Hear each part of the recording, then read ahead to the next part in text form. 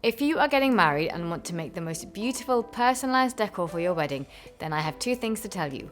1, get yourself a Cricut machine, and 2, watch this video. A Cricut machine is your best friend for adding personalized touches to your wedding decor, whatever theme you've chosen, and it will also save you money. Now I'm going to jump straight in this video and show you 5 different designs for your table place numbers for the big day, and I've done them in a range of different color themes to inspire you whatever your theme might be for your wedding. But if you actually need more of an introduction to what a Cricut machine actually is, then check the videos that I've linked in the description. Each of these projects is one that I found in Cricut Design Space, so I have linked them below in the description so you can easily find them. This first design is super easy and quick to make, but it looks really beautiful.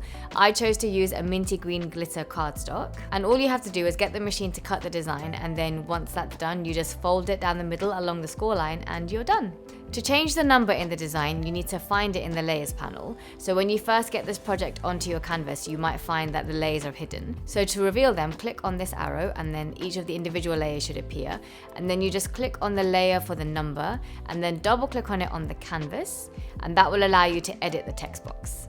A couple of tips if you do choose to do this project. The first is when you are peeling it off your card mat, be super careful, because I was being a bit reckless when I did this and I managed to tear the design twice, so you don't want that to happen to you. And the second tip is I would go for a fairly heavy cardstock when making this design, because once you've made it and folded it, you kind of need it to have that strength to be able to stand up on its own. The second design is also quick to make. It does have a couple of layers to it. The first is the outer shell, which gives your table number, and it's actually cut out of this outer layer. And you can stop there if you want to, but there is also a liner layer that you can cut to place behind this outer shell.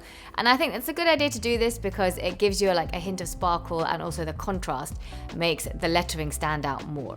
Assembling this design is easy. Just fold along all of the score lines for the inner liner and the outer shell, and glue the inner liner to the outer shell, and then glue the tab on the outer shell to hold the whole thing together. And just as I showed you for the first design, you can edit this design to change the number by finding the layer which corresponds to the text in the layers panel, and then double clicking on it on the canvas and then changing the number to whatever it is that you need.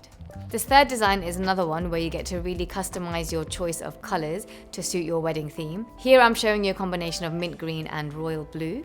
If you need to change the number, it's exactly the same method. Just find the layer in the layers panel and then double click on it on the canvas to change the number. Once all the individual pieces are cut, there is a little bit of assembly for this one. I have used a fairly thin cardstock, but I think for this design you need to use something again that is a heavy cardstock, because once you've assembled it, it should be able to stand up on its own.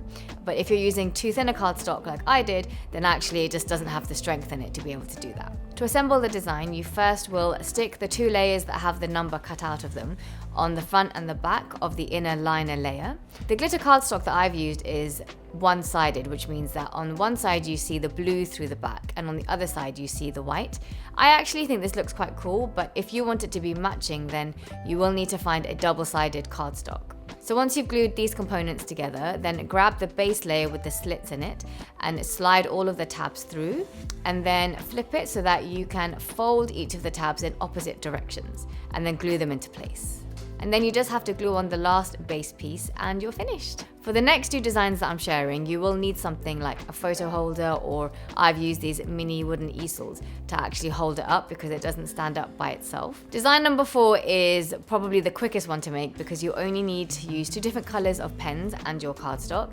I've gone for a nice romantic, slightly patterned cardstock, and then I've used gold and blue pens, and I think it just looks so professional and lovely, and I love the way it looks propped up on this mini wooden easel. For this last design, I chose to make it completely out of cardstock, so that is a little bit fiddly because the lettering is obviously very kind of thin and delicate, and so cutting this out, removing it from the mat, you have to be really careful. And for gluing it, again, it's a process that takes a little bit of time. I use the Barely Arts glue. In fact, that's the glue that I use for all of my paper crafting, and it's one of my favorites.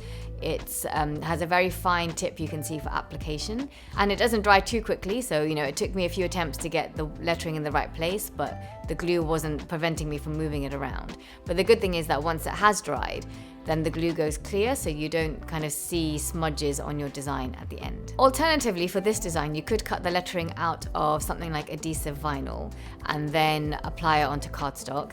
If you need to know how to apply vinyl onto cardstock, I have a video all about that, which I'll link for you below. And another option with this design is to just cut the lettering out of adhesive vinyl and then apply that onto something like a frame. If you go for that option, I would suggest using removable vinyl, because at the end of the wedding, then you can remove all the lettering from those frames and just reuse them somewhere around your home. I hope this video has shown you a little bit of what a Cricut machine can do for you on your big day. And trust me, this is only the tip of the iceberg. There are so many other ways that you can make use of a Cricut machine to really elevate your wedding decor.